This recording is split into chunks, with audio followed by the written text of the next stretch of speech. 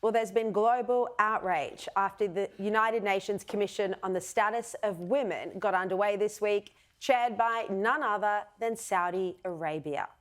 The country with a shocking record of women's rights has been tasked with a commission that's supposed to empower women and promote gender equality. This is just further proof that the United Nations is now an entirely discredited organisation.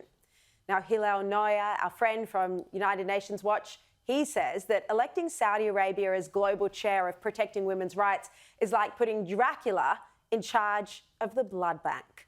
Now, for more on this, I'm delighted to be joined live in studio by Iranian attorney Elica Le Bon. Elica, thank you very much for your time and welcome to Australia. Thank you.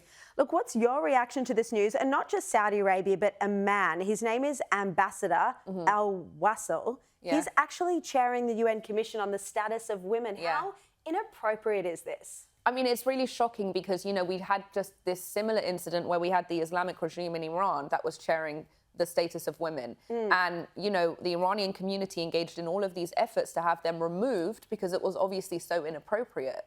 And then for them to remove them and then have Saudi Arabia instead, it's a little bit confusing, but also just, you know, confirms again the fact that, you know, the UN is just, like you said, a discredited organization, such an illegitimate organization, you know, where it's obvious that's what's more important to them. What's more important to the UN is presenting this sort of farce of multiculturalism, you know, and, you know, inclusivity at the cost of actual women's rights and human rights, you know? No, 100%. Now, you wouldn't know her, but we've had an Australian politician here called Fatima Payman in recent weeks come out with Iranian propaganda and say how incredible Iran has been when it comes to human rights and the treatment of women.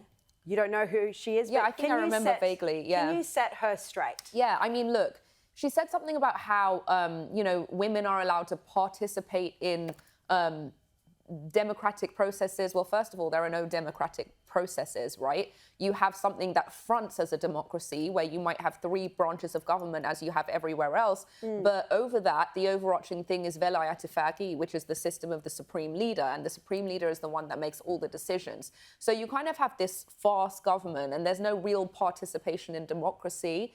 And then I also just gave the example of, you know, it's kind of like saying, you know, women were allowed to participate in Nazi Germany. That's not anything to be proud of, to say that, you know, women were admitted into the Nazi regime. It's just women being a part of it doesn't make it legitimate. It's not like you're looking for feminism in Nazism, right? And so if she thinks that it's such a wonderful place to be, I don't know why she isn't there, right? No, so I think the actions speak louder than words. No, indeed. Now, you emerged as an incredible advocate for the Jewish community here, around the world, and in Israel right after October 7. What made you speak out so strongly? Yeah. So I had been advocating for the Iranian people for about a year before that, after the murder of a young woman, Mahsa Jina Amini, for showing a little bit of her hair. And I found that at that time, you know, people were really on board with what I was explaining about terrorism and all of these things. And then post-October 7th, I noticed that there was a completely different narrative that was emerging, which was that, you know, these are not the terrorists that you are talking about. These are a separate group of freedom fighters who are nothing like those terrorists. And I'm just like, well, explain to me how they're different, you know?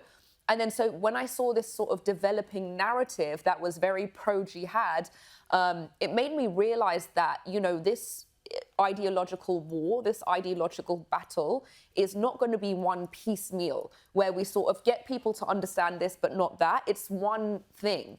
And unless people understand jihad from a global perspective, they're not going to understand any of it. So that made me kind of commit to correcting the record on that specifically when it comes to October 7th and everything that happened there. I mean, the reframing of jihadis in Gaza as freedom fighters has also been by the so-called women's groups, feminist groups, official bodies, and just the women's groups on social media as well. You know, do you feel like it's a losing battle? You know, you have a big following on social media, but it just seems overwhelming.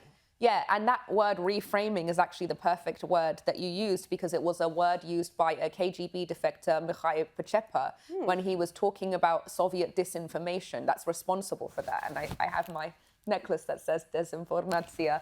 But he basically explained... So what does your necklace mean? Disinformation in Russian. Oh, wow. Yeah. I had someone made it for me. It just, I say it all the time, so it's a little bit silly and funny.